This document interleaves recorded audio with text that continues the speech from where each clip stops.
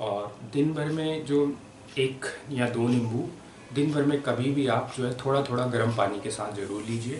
पूरे दिन गर्म पानी पीने की मेरे को नहीं लगता आवश्यकता है, नॉर्मल पानी ज़रूर पीते रहिए। सब्जियों का सूप, इसमें रिकवरी में के लिए बहुत अच्छी चीज़ें जो हैं वो है सब्जियों का सूप।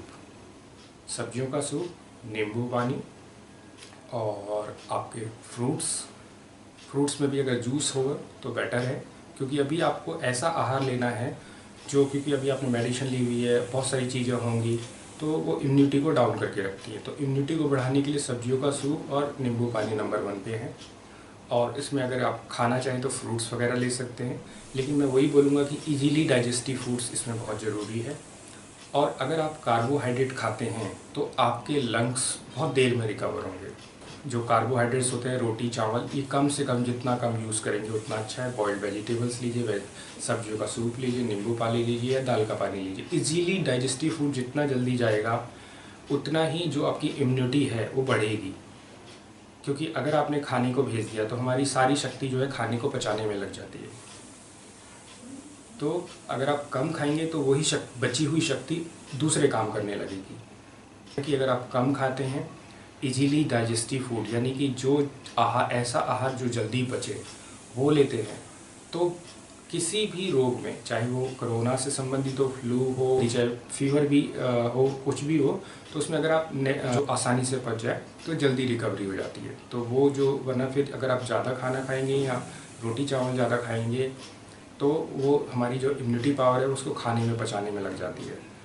ठीक है, जो हमारी अंदरूनी शक्ति होती है, जठराग्नि होती है या दूसरी चीज़ें होती हैं, वो फिर काम करना शुरू कर देती है। वो ना काम करे, शरीर को बचा के रखने के लिए, तो शरीर की शक्ति को बचा के रखने के लिए आपको कम खाना है, अच्छा खाना है, लिक्विड खाना है और ऐसा खाना है जो जल्दी से पचे, तो आपकी इम्यूनिटी जल्दी से बढ़ जाएगी। तो खाने में कार्ब्स भी कम करिए, प्रोटीन भी कम करिए। जब आपकी रिकवरी हो जाए फिर आप जैसा मर्जी आहार खाइए, फिर कोई दिक्कत नहीं है। जब तक आपकी रिकवरी अच्छी, फास्ट या जल्दी नहीं हो रही है तो आपको ऐसा खाना आहार लेना है जो जल्दी से पच जाए और आप ज़्यादा से ज़्यादा पानी के ऊपर, सूप के ऊपर, वेजिटेबल्स के ऊपर, फ्रूट्स के ऊपर रहेंगे तो जल्दी रिकवरी आपकी हो जाएगी। लोग गर्म पानी दिन भर गर्म पानी पीने में लगे हुए हैं। आपको ये सोचना चाहिए कि हमारी जो बॉडी का टेम्परेचर है वो 98.6 है और बाहर भी अगर गर्मी है और आप ऑलरेडी गर्मी में रह रहे हैं और गर्म पानी ज़्यादा पी रहे हैं तो हमारे अंदर ज़्यादा गर्मी रहेगी। ठीक है, और जब आप दवाइयाँ लेते हैं तो उसकी गर्मी भी आपके शरीर में ऐड हो जाती है।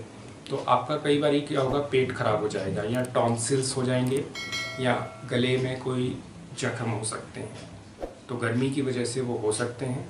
अगर पेट खराब है तो उसके लिए आपको काम करना चाहिए। अगर टॉन्सिल्स वगैरह हैं, गर्मी से हो रहे हैं, तो आपको पूरे दिन गर्म पानी लेने की आवश्यकता नहीं। पानी लीजिए, दिन में 2-3 बार गर्म पानी नींबू के साथ ले लीजिए, कोई दिक्कत नहीं है, लेकिन नॉर्मल पानी आप लीजिए।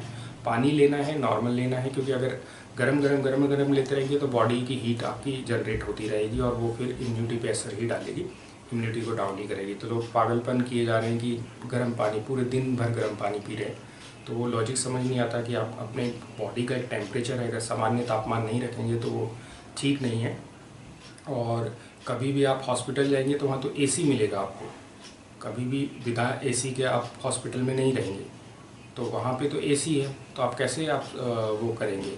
तो आप बात को समझिए, आप बॉडी के अनुसार ही चलिए। जितना आपका बॉडी एल्कलाइन होगा, क्षारीय तत्वों से भरा हुआ होगा, एसिडिक यानी अम्लता कम होगी, आपके शरीर की रोग प्रतिरोधक शक्ति को बढ़ने से और उसको मेंटेन होने से कोई नहीं रोक सकता। ये आपको सोचना चाहिए और अपने विवेक का इस्तेमाल ज़रूर करिए। दिन भर बहुत सारी वीडियो मैं देखता रहता हूँ, फिर वही वीडियो आप लोग भी देखते होंगे, तो उसमें बहुत सारी बातें सही नहीं भी होती, तो अपने विवेक का भी इस्तेमाल करिए और जो चीज़ें बिल्कुल साइड इफ़ेक्ट से परे हैं वो तो आप ज़रूर इस्तेमाल करिए। यहाँ पहले उसके बारे में छानबीन कर लीजिए कि वो वीडियो ठीक है और आपके अनुरूप, आप बॉडी के अनुरूप आप उसको अप्लाई कर रहे हैं, तब तो ठीक है। बहुत सारी चीज़ें इस टाइम चल रही हैं कि ये खा लो, ये पी लो, ये कर लो, वो कर लो, लेकिन बीमारी जो है जा नहीं रही है, क्योंकि आप जब तक अम्लता और क्षारीयता का रेशो ठीक नहीं रखेंगे अपनी बॉडी के अंदर, जब तक आपको पता नहीं होगा कि पानी के बहुत सारे फॉर्म्स हो सकते हैं। अगर आपका लंग्स ब्लॉक है, खांसी बहुत आ रही है, तो स्टीम बहुत अच्छी रहेगी आपके लिए। गार्गल बहुत अच्छे रहेंगे आपके लिए, ठीक है ना। और कार्ब्स, फिर से मैं बोलता हूँ, कार्बोहाइड्रेट, प्रोटीन की अभी ऐसी फॉर्म्स मत लीजिए जो बहुत देर से खाने को पचाती हैं। कभी भी बीमारी में, कोई सी भी बीमारी में इजीली डाइजेस्टिव फूड ही माना जाता है। पशु पक्षी भी अगर बीमार होते हैं तो वो खाना छोड़ देते हैं, सिर्फ पानी पीते हैं, उपवास करते हैं, बिना किसी डॉक्टर के ठीक हो जाते हैं।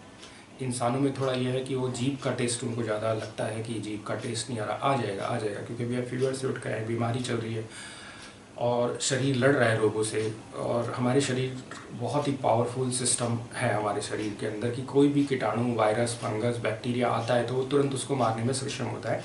बस आपको उसको हेल्प करनी होती है कि वो, आप अगर कभी आप फीवर की तरफ जा रहे हैं या तो आप समझिए कि बॉडी जो है रोगों से लड़ रही है।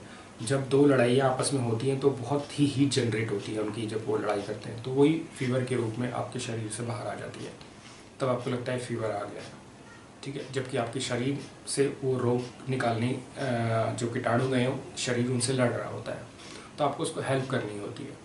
तो अगर आप इन सब बातों का ध्यान रखेंगे तो जल्दी ही आपकी इम्यूनिटी भी स्वस्थ होगी और जल्दी ही आप रिकवर भी होगी।